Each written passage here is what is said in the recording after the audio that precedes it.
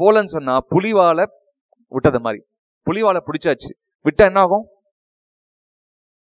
திருப்பி அடிச்சிடும். புலியவாலை நீங்க பிடிச்சாச்சுன்னா விட்டா புலி அடிச்சிடும். ஓடி அதோட ஸ்பீடுக்கு நான் ஓடியும் ஆகணும்.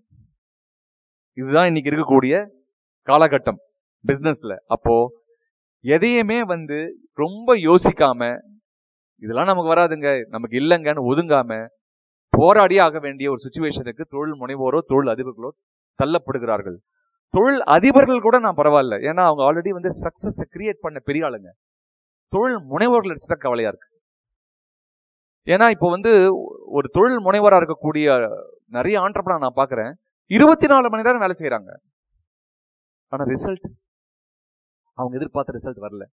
இதை சீர்தூக்கி பார்க்கும்போது இன்னைக்கு கொடுக்கப்பட்ட என்னுடைய டாபிக், எப்படி உடல் 12 உறுப்புகளையும் ஓய்வு நிலைப்படுத்தி முழுசா கவனிக்கணும்னு சார் சொல்லி கொடுத்தாரோ, அந்த மாதிரி நம்ம கம்பெனியை நம்ம செக் பண்ண வேணாமா?